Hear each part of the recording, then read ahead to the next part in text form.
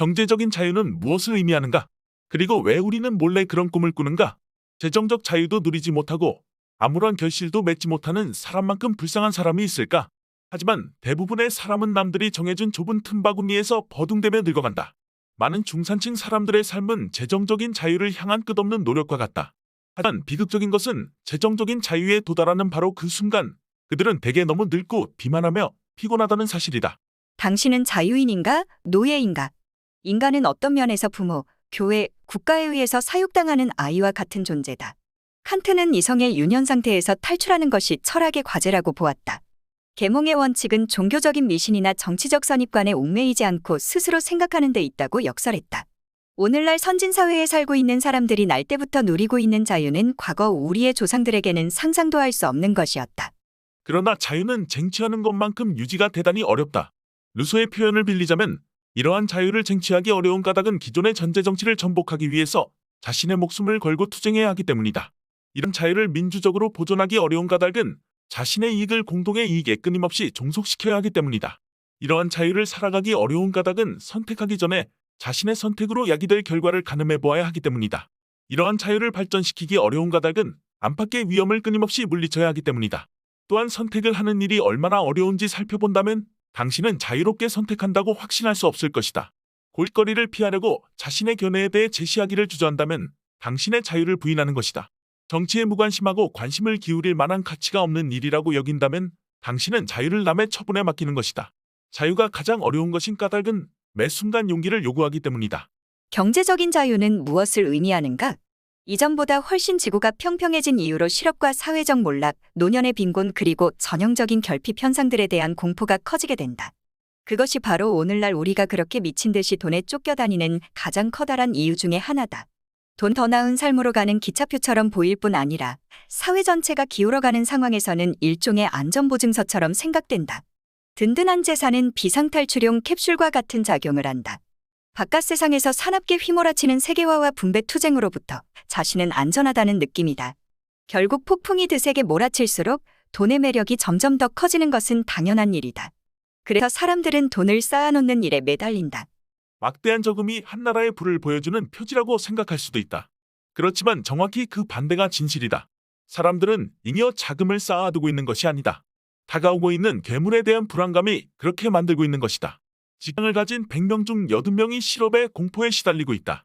권위 있는 한 기관의 설문조사에 따르면 정치적인 그리고 사회적인 진행 방향이 불안하다는 응답이 85%에 이르렀다. 내일 직업을 잃을 것을 두려워하는 사람이 오늘 기분 좋게 비상금을 새 자동차나 화려한 여행에 써버릴 수는 없는 노릇이다. 이런 상황에서는 누구라도 이렇게 말할 수 있을 것이다. 격렬하게 세계화가 진행되는 가운데 개인의 위기인식이 변화함으로써 그는 물신적 숭배의 대상으로 지금까지보다 더욱 커다란 힘을 갖게 되었다. 주위 환경이 불안해질수록 안전보증에 관한 욕구는 점점 더 커질 수밖에 없다. 고대에는 사람이 죽으면 저승으로 가는 길에 쓸 수 있도록 혀 밑에 작은 동전을 넣어주었다. 중세에는 자신이 지은 죄에 대해 면죄부를 구매함으로써 천국의 명당 자리를 예약할 수 있었다. 오늘날엔 생명보험, 빚을 모두 갚은 개인 소유 아파트, 증권저축을 통해 빈곤이라는 지옥에서 탈출하는 기차표를 사려고 한다. 그렇다. 개인적으로 재산을 쌓는 것이 가장 좋다고 생각하면 모든 사람들이 어쩔 수 없이 자본주의자가 되는 수밖에 없다.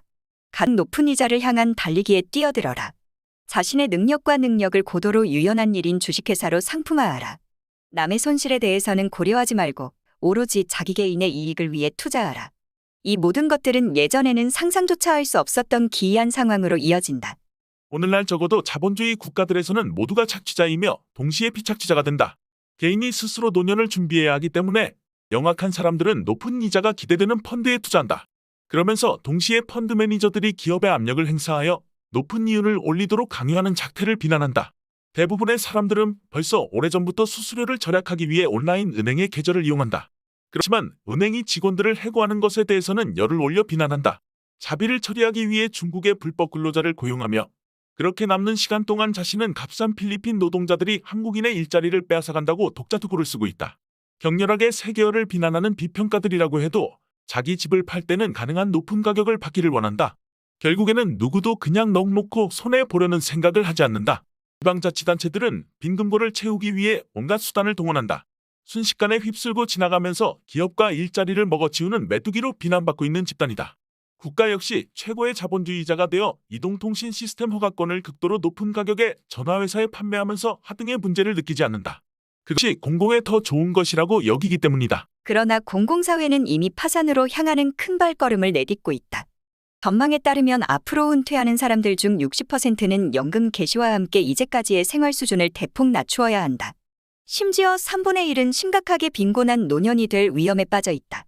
미국에서는 이미 12%의 시민이 은퇴 후 휴식기를 더 이상 누릴 수 없다.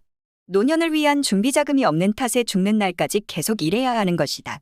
미국인 10명 중 4명은 자신의 은퇴 시점까지 연금 시스템 같은 것이 남아있지 못할 거라고 믿는다.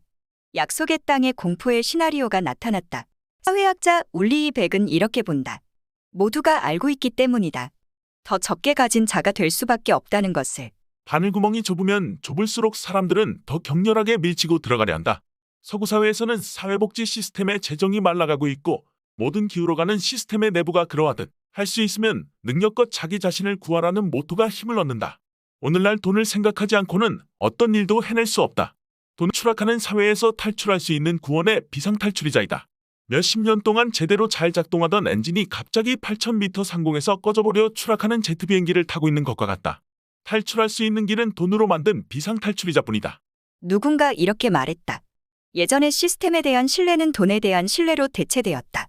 곳곳에서 안전에 대한 믿음이 사라지게 되면 시스템에 대한 신뢰는 제로가 되어버린다. 이제 더 이상 시스템, 다시 말해 국가나 은행 또는 이제까지 합법적이었던 법제도가 아니라 오로지 돈만을 신뢰하게 된다. 자신이 가지고 있든 아니든 믿을 수 있는 것은 돈뿐이다.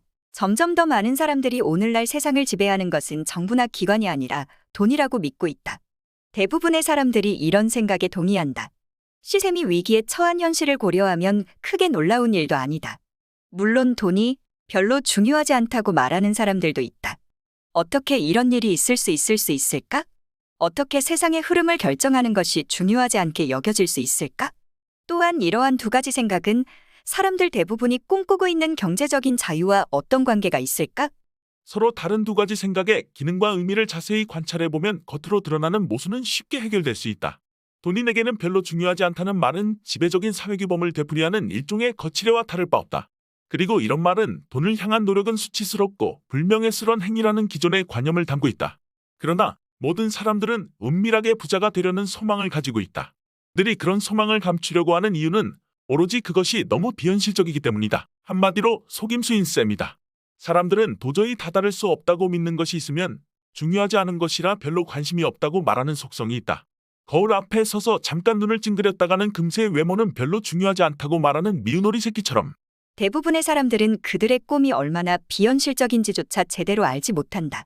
10년 안에 일해서 번 돈만으로 10억 원의 재산을 모으기 위해서는 적어도 연봉이 1억 5천만 원은 되어야 한다. 간단히 말하면 최고 경영자들이나 소수의 투자 전문가들 외에는 누구도 달성할 수 없는 꿈이라는 말이다. 아마 한국에서 연봉 1억 5천만 원 이상을 받고 있는 사람들은 전체의 0.01%에 불과할 것이다. 부를 소유하고 있는 그러나 극히 소수의 엘리트들이다. 그렇다고 해서 나머지 대부분의 사람들로 하여금 부자가 되겠다는 꿈을 아예 꾸지 못하도록 막을 수는 없는 일이다. 대부분의 사람들은 더 이상 돈 걱정을 하지 않는 것을 인생 최대의 꿈으로 가지고 있다. 우리는 국가, 고용주, 연금 등을 점점 더 신뢰할 수 없기 때문에 빈곤과 추락에 대비한 개인용 에어백으로서 돈을 필요로 한다. 그렇지만 그러는 사이에 임금이 내려가고 세금은 올라가고 학비부터 의료비까지 모든 것이 비싸지기 때문에 사실상 돈을 저축하는 것이 점점 더 힘들어지게 된다. 물론 우리는 벌어들이는 돈을 고스란히 모아둘 수 있다. 그렇지만 손에 잡히는 것은 점점 더 작아지고 있다. 평범한 시민이 어느 날인가 정말로 경제적인 자유를 얻게 될 가능성은 지금 배우를 하겠다고 연예계로 뛰어든 젊은이가 언젠가 대종상을 받게 될 가능성 정도밖에 안 될 것이다. 그보다 더 끔찍한 일은 대부분의 사람들이 물질적인 걱정에서 자유롭고 싶다는 목표를 위해 두 가지를 희생해야 한다는 점이다. 하나는 일과 돈벌이에 그들의 인생을 모두 희생하고 또 일을 하고 돈을 버느라 친구, 가족 그리고 여가 시간을 소홀히 하게 되는 것이다. 두 번째로 감수해야 하는 희생은 그럼에도 불구하고 그들의 목표에 절대 도달할 수 없다는 것이다. 이런 방식으로 경제적인 자유의 꿈은 지금 작은 액수를 기부하면 후일 막대한 이익을 약속한다며 떠돌아다니는 행운의 편지와 비슷한 것이 된다. 많은 사람들이 돈을 내지만 정말로 이익을 얻는 것은 극소수뿐이다.